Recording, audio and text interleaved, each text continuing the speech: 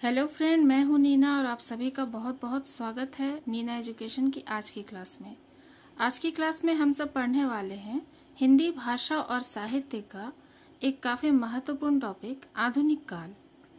आधुनिक काल के संदर्भ में क्या क्या बातें थी और क्या क्या विशेषताएं थी, ये सब आज हम लोग पढ़ेंगे। तो शुरू करते हैं। हिंदी भाषा और साहित्य में आधुनिक काल विभिन्न राजनीतिक, सामाजिक, धार्मिक और सांस्कृतिक परिस्थितियों के संपर्क और समन्वय का परिणाम है। इसका अर्थ ये होता है कि जो एक कालखंड था, अलग अलग कालखंड हम लोगों ने देखा समझा, जहाँ पर कि हिंदी भाषा और साहित्य के बहुत सारे रूप बदले। लेकिन जब आधुनिक काल आया, उस वक्त जो समाज था, उसमें जो राजनीतिक स्थिति थी उस वक्त की, जो सामाजिक स्थिति थी, धार्मिक जो भी था उस वक्त का, और सांस्कृतिक परिस्थितियां जो भी रही थी, ये सभी मिलजुल कर संपर्क और समन्वय स्थापित करती हैं। आधुनिक काल में जब हम लोग हिंदी भाषा में आधुनिक काल की चर्चा करते हैं तो उस वक्त में जो भी रचनाएं हम लोग देखेंगे तो उसमें ये सारी परिस्थितियां मिली जुली रूप से हम लोगों को दिखती हैं।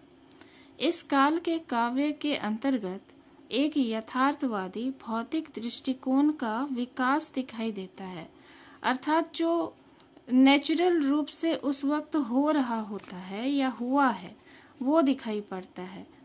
जो समाज में परिस्थितियां चल रही हैं, जो उन परिस्थितियों की सच्चाई है, जो राजनीतिक जीवन में हो, धार्मिक जीवन में हो या किसी भी प्रकार के क्षेत्र में हो, तो उसका एक यथार्थवादी चित्रण देखने को मिलता है। एक दृष्टिकोण जो है वो बहुत ही सच है, यथार्थ है।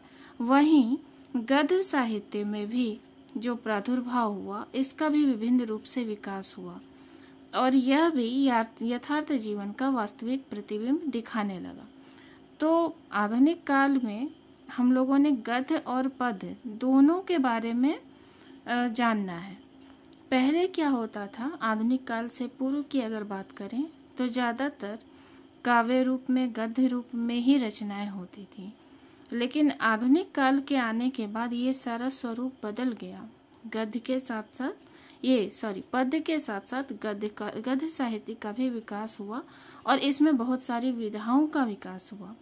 और सबसे बड़ी बात ये कि इन सभी रचनाओं में यथार्थ बहुत महत्वपूर्ण स्थान रखने लगा, कि जो उस वक्त की, ऐसा कह सकते हैं कि रियल टाइम जो स्थिति थी उस वक्त में, जो भी कुछ चल रहा था समाज में, धर्म में, आसपास के सभ्यता संस्कृति जो भी थी, या बाहरी जो भी आक्रमण होने के कारण जो बदलाव आए, या फिर जो एक मिलन हुआ बाहरी सभ्यता संस्कृति का, यहाँ की सभ्यता संस्कृति का, तो उन सब का परिणाम जो भी निकला, तो वो सब कुछ हम लोग देखेंगे, क्योंकि ये सब कुछ एक यथार्थवादी चित्रण के रूप में सामने आने लगा आधुनिक काल के साहित्य में।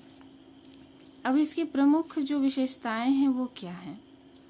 पहली विशेषता की अगर हम लोग बात करें तो आधुनिक काल में गद्य के साथ साथ पद्य का भी विकास हुआ था। पद्य इन द सेंस कि जब हम लोग कहानी पढ़ते हैं, किसी प्रकार के आर्टिकल को पढ़ते हैं जो सामान्य भाषा में लिखी हुई होती है, तो ऐसी भी रचनाएं होने लगी। पहले केवल गद्य के रूप में ही रचनाएं होती थी और इस काल में ही ऐसा होना शुरू हुआ, इसलिए इसे गद्य काल भी कहा जाता है। तो पहली विशेषता तो हम लोगों ने देखी कि गद्य के साथ साथ पद्य का भी विकास होने लगा इस काल में।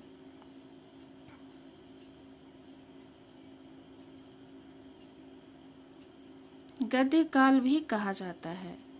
गद्य काल का अर्थ और पद्य काल का अर्थ आप लोग समझ चुके होंगे। एक बार फिर से बता देती हूँ कि आधुनिक काल में गद्य के साथ साथ पद्य का भी विकास हुआ। पूर्व में जो रचनाएं होती थी केवल काव्य रूप में ही होती थी। यहाँ पर कुछ ऐसा होना चाहिए कि पद्य के साथ साथ गद्य का, क्योंकि गद्य इन द सेंस कहानी होती है, कुछ मिस्टेक हुआ था। तो गद्य की भी ये होने लगी, रचनाएं होने लगी, और ऐसा यहाँ से ही आरंभ हुआ, इसलिए इसे गद्य काल कहते हैं। अब क्लियर हो गया कि ये इसकी विशेषता रही कि गद्य का भी विकास हुआ, कहानी आदि रचनाएं होने लगी। आगे हम लोग और देखेंगे। इस काल में खड़ी बोली का अधिक विकास हुआ। खड़ी बोली का क्षेत्र व्यापक होने के कारण इसमें उर्दू और अंग्रेजी का समावेश भी हुआ, और खड़ी बोली के शब्द भंडार की समृद्धि पर विशेष ध्यान भी दिया गया। खड़ी बोली का अर्थ है, खड़ी बोली हिंदी आप लोग जानते हैं, ये एक ऐसी भाषा है जिसके अंतर्गत बहुत सारी भाषाओं का मिलन होने लगा, और ऐसी भाषा है जिसे सभी समझते हैं। तो इस काल में रचनाएं जो हो रही थी वो अधिक व्यापक क्यों हो गई? क्योंकि इसमें जो शैली थी और जो इसमें जो भाषा ली गई थी वो इतनी सामान्य स्तर की थी कि सभी समझ पाए। तो खड़ी बोली हिंदी सभी समझते थे, और इसका क्षेत्र इतना बड़ा था कि इसमें अलग अलग भाषाएं भी आके मिल जाती थी, और जब बोला जाता है इस भाषा को तो उसमें बहुत सारी भाषाएं मिली होती हैं और लोगों को पता भी नहीं चलता। हिंदी के वर्ड भी उसमें आ जाते हैं, अंग्रेजी के वर्ड भी आ जाते हैं, फारसी भी आ जाती है, तो बहुत सारी भाषाएं इसमें आकर मिल जाती हैं, और इसका शब्द भंडार जो है वो भी बहुत ज़्यादा समृद्ध है, और इस विषय पर भी ध्यान दिया गया कि शब्द भंडार इसका और अधिक समृद्ध हो।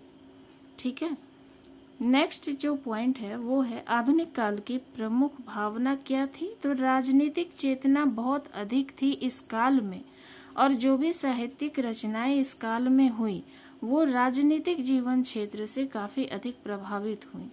उस वक्त की परिस्थितियां जिस प्रकार से थी, समाज जिस प्रकार का था, तो उसका असर रचनाओं में दिखता था। तो इस काल की जो रचना थी उसमें राष्ट्रीय भावना थी, जिसमें कवियों ने, जो रचनाकार थे, उन्होंने सामान्य सामान्य चीजों को अपने रचनाओं में लिया। गरीब किसानों और मजदूरों की चर्चा भी की अपनी रचनाओं में। साथ ही जो नवयुवक थे उन्हें प्रेरित करने के लिए भी रचनाएं की, देशभक्ति की भावना को जगाने के लिए रचना की।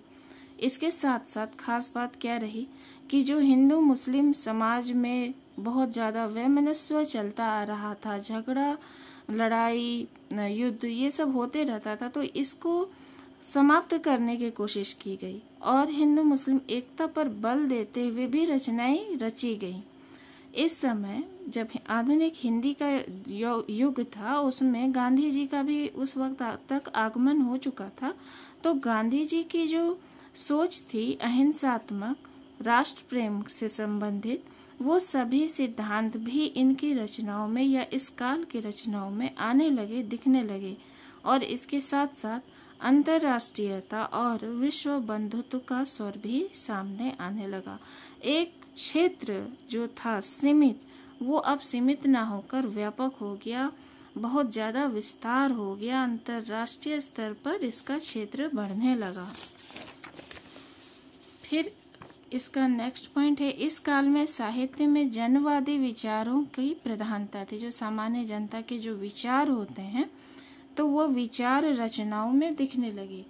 पहले के समय में बहुत, जैसे कि राज दरबारी होते थे तो वो राजा के अनुरूप काव्य करते थे, या फिर जो बंधे हुए लेखक होते थे वो उन्हें ऐसा ही लिखना है ये प्रतिबंध होता था, मतलब उनका अपना कोई मौलिक सोच समझ नहीं होता। लेकिन आधुनिक युग में ऐसा नहीं था, सब कुछ बदला और सामान्य जनता के विचारों को भी प्रधानता दी गई। लिखने का क्षेत्र जो था वो बहुत व्यापक हो गया था, प्रतिबंध नहीं थे, और फिर इस तरह से इस वजह से ये क्षेत्र बहुत ज़्यादा विकास कर पाया। तो सामान्य जो विचार थे लोगों के, उनके विचारों को भी प्रधानता मिली।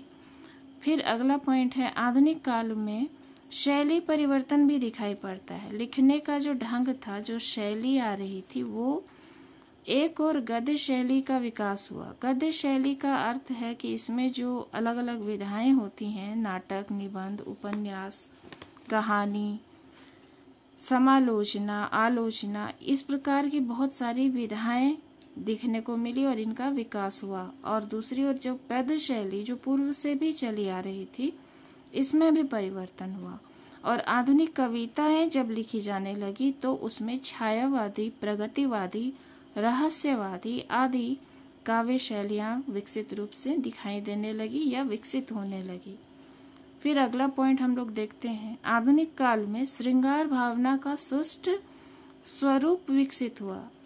श्रृंगार भावना या श्रृंगार रस से संबंधित जो कविताएं पूर्व में लिखी जाती थी उसमें नारी का चरित्र चित्रण या उसके बारे में लिखी गई जो कविताएं होती थी वो बहुत ही अलग तरह की होती थी, जिसमें बहुत क्या कहें ओछी भावना भी हम कह सकते हैं।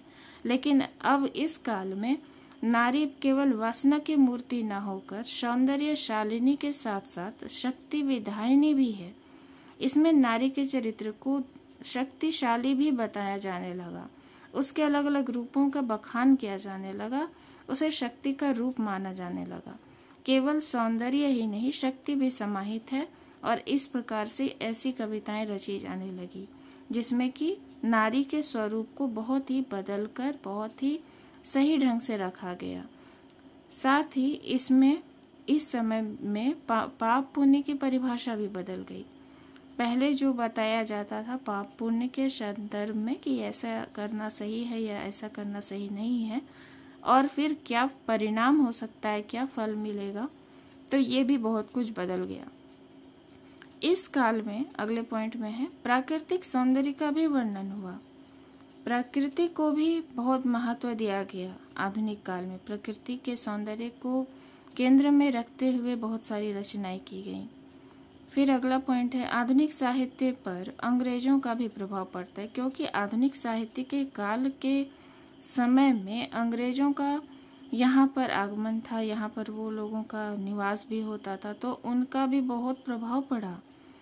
उनकी जो सभ्यता संस्कृति थी, उनका जो शिक्षा था, शिक्षा का आधार कहें या जो उनकी शिक्षा की शैली थी अंग्रेजी, वो भी यहाँ पर अपनी छाप छोड़ने लगी। और यहाँ की जो शिक्षा चली आ रही थी, यहाँ पर जो भी पढ़ाई हुआ करता था उसमें अंग्रेजी शिक्षा का प्रसार होने लगा और पाश्चात्य साहित्य से संपर्क होने के कारण इसका भी प्रभाव पड़ने लगा। पाश्चात्य सभ्यता संस्कृति का विकास यहाँ पर भी होने लगा। आधुनिक काल में साधारण विषयों पर रचनाएं होती थीं, जैसे बुढ़ापा, विधवा विवाह, गोरक्षा, विधि विडंबना, बातचीत, ईर्ष्या, मील का भोपू, किसान का घर, धोबियों के नाच, रेल का इंजन। बहुत ही कॉमन टॉपिक लिए जाने लगे आधुनिक काल की रचनाओं को करने के समय, और ये सामान्य होने के कारण सामान्य जनता से जुड़ी हुई होती थी और ज़्यादा से ज़्यादा लोग इन्हें पढ़ते थे, समझते थे और अपनी बातों को व्यक्त करने का एक बहुत अच्छा माध्यम भी ये बनकर थी। तो इस प्रकार से आधुनिक काल के संदर्भ में हम लोगों ने पढ़ा कि हिंदी भाषा और साहित्य में आधुनिक काल का क्या महत्व है और इस प्रकार से ये क्या है और इसकी क्या क्या खास विशेषताएं हैं वो मैंने आप लोगों को बताई। क्योंकि जब हम लोग आंसर लिखेंगे तो बहुत सारी बातों को नहीं लिखकर लिमिटेड बातों को लिखना पड़ता है, क्योंकि शब्द संख्या सीमित होती है। तो उसे ध्यान में रखते हुए इस तरह से मैंने आप लोगों को बताया है। आप लोग इसे देखिए, समझिए और अपने विचार मुझे अवश्य दीजिए। फिर कोई ऐसा प्रश्न होता है वो भी आप लोग मुझे बताइए जो मैंने अभी तक नहीं कराया हो, तो मैं पूरा प्रयास करूँगी कि उस प्रश्न के उत्तर को मैं आप लोगों को करा दूँ। तो चलिए फिर नेक्स्ट क्लास में मिलते हैं। क्लास कैसी लगी आप लोग मुझे कमेंट सेक्शन में बताइए और अपने कीमती सुझाव मुझे दीजिए और अपने दोस्तों में इसे शेयर कीजिए ताकि आपकी तरह आपके मित्रों को भी हिंदी भाषा और साहित्य की क्लास करने के लिए सुविधा उपलब्ध हो सके, उनकी तैयारी भी मजबूत हो सके। धन्यवाद।